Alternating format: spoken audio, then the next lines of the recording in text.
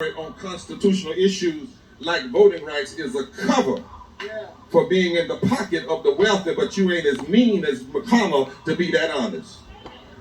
And so you hide. You can't compromise with people who don't come believing in the same promise. Compromise means to come with the promise. But if you don't even believe there's a voting problem, you can't compromise with them. If they don't believe there's a poverty problem, you can't compromise with them because they're not working on the same issue that you're working for. And I learned a long time ago in Aesop's fables that even if a fox tells you he won't bite you, don't you believe it? The problem we have in our public life also didn't begin with Donald Trump, but it began with the white Southern strategists. And they saw the seats of power were becoming more diverse.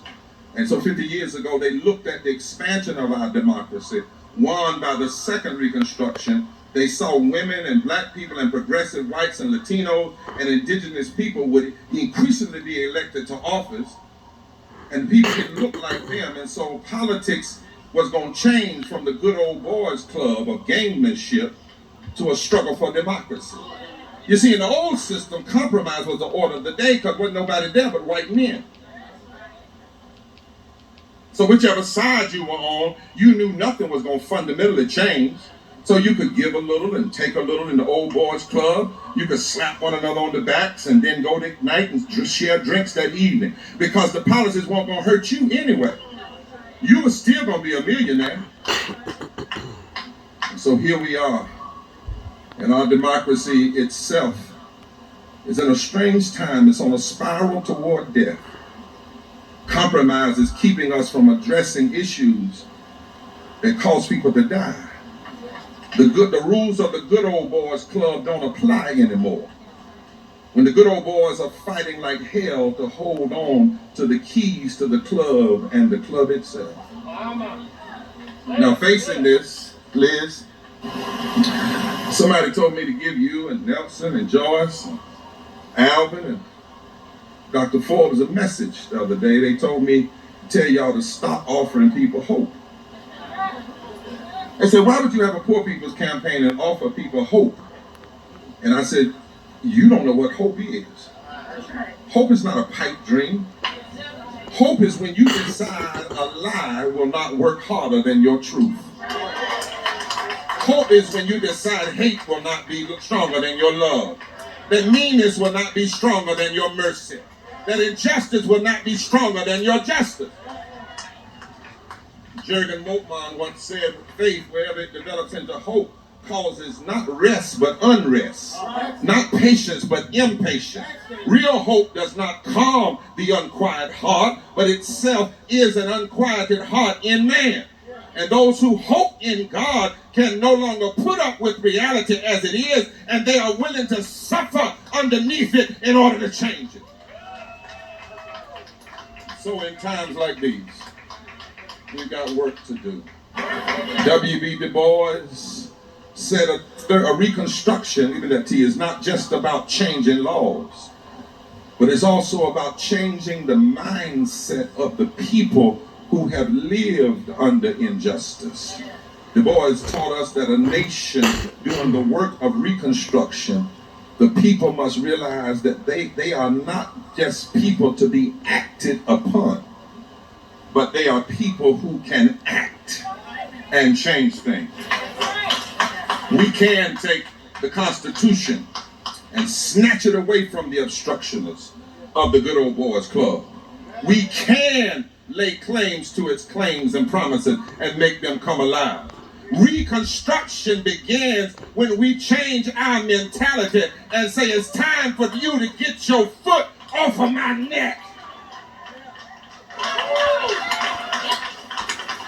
And when this happens, we develop a loving militancy in our movement. A loving militancy that says we will not allow anything less than what is promised. This is not new. Let me show you. In the Declaration of Independence, it says that wherever there has been a long train of abuses, the people must go to work. Let me show you. It says, but when a long train of abuses and usurpations, pursuing invariably the same object, evinces a design to reduce them under absolute despotism, it is their right, it is their duty of the people to throw off such government and provide new guards for their future security. And the truth is, when it comes to poverty and racism and ecological devastation and denial of health care and the war economy and the false distorted moral narrative of religious nationalism, there's been a long train of abuses. Even before the pandemic, there were 140 million Americans poor and low wealth, and 250,000 dying a year. There's been a long train of abuses.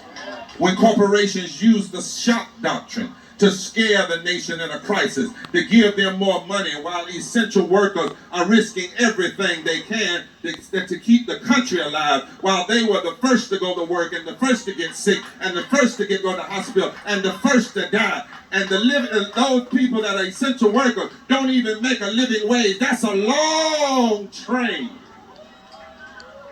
of abuses.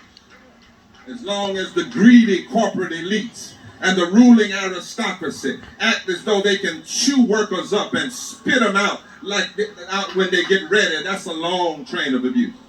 When the same communities that were enslaved and segregated by Jim Crow are now targeted for predatory lending and over-policing and violent murder by police and environmental racism and mass incarceration, it's been a long train. Same forces that push voter suppression have increased their efforts to abridge the right to vote. And they get applauded by the U.S. Chamber of Commerce when they undermine the United States Constitution. It's been a long train.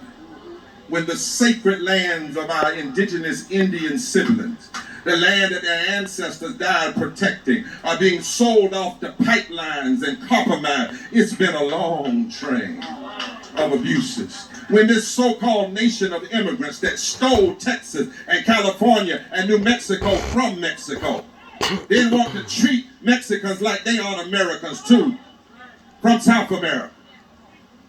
And they don't even want to offer asylum seekers. And they want to put up walls and snatch children. It's been a long train of abuses. When we continue to waste billions on the machinery of war, while veterans live on food stamps, it's been a long train of abuses. When we've seen religious nationalism used to prop up greed and prop up and sanctify wrong and perpetrate outright lies, it's been a long train of abuses. When we go through a pandemic, Nelson, and the billionaires make $2 trillion more dollars during the pandemic, and 8 million more people fall into poverty, and we got to fight like hell for a living wage and health care and still don't have it. It's been a long train. The truth of the matter is, only poor and low wealth people and their moral allies have the legitimate contractor's license to reconstruct America. If I might turn back to my biblical text for a moment, Nehemiah came from among those who had faced injustice.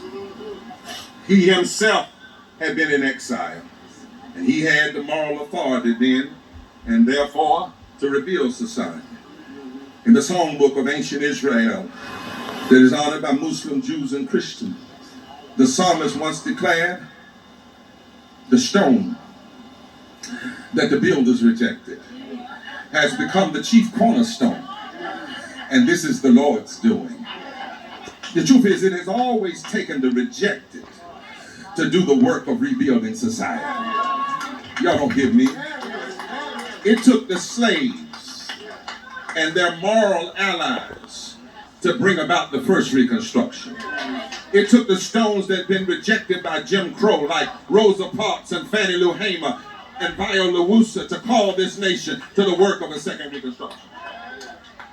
It took the miners and people like Mother Jones and Ann Braden to work on this nation and challenge their bosses' greed and being prioritized over people's needs. It took the poor miners to ask the question, which side are you on, my brother? And so now, we have the moral contractor's license to reconstruct the nation. And that's why we gathered here. That's why we gathered all over the nation. It's why we're launching 365 days of mobilizing and organizing. It's why we're building power among poor and low-wealth voters. It's past time to go to work. Look at your neighbor and say, neighbor, it's time to go to work. We've got work to do. We've got to cause this nation to recognize that since the United States is the wealthiest nation in the world, indeed, in all of history, it is a moral abomination that there are 140 million poor and low-wealth people in this country. It's time to go to work. We got to make ending poverty a legislative top priority. It's time to go to work. It's time to ensure protection for frontline essential workers and guaranteed income, expansion of unemployment insurance. We've got to guarantee that SNAP and WIC and child tax credit and earned income tax credit and moratoriums on evictions are all made permanent. And that they include undocumented people. It's time to go to work. We've been talking about health care for all since the 1912. It's time to go to work. It's time to update the poverty measurement so we truly measure poverty like it should be. It's time to go to work. It's time to guarantee housing for everybody that's safe. It's time to guarantee the right water and end water and utility shut-off. It's time for an infrastructure plan and a federal jobs plan that goes into poor and low-income communities and lift from the bottom up. It's time to go to work. It's time not only to protect voting rights, but to expand voting rights. And I wish somebody would shout with me, and no compromise. It's time. It's time to ensure all the rights of indigenous people and tribal nations, including the right to the free expression of their religion and the right to their native land. It's time to embrace a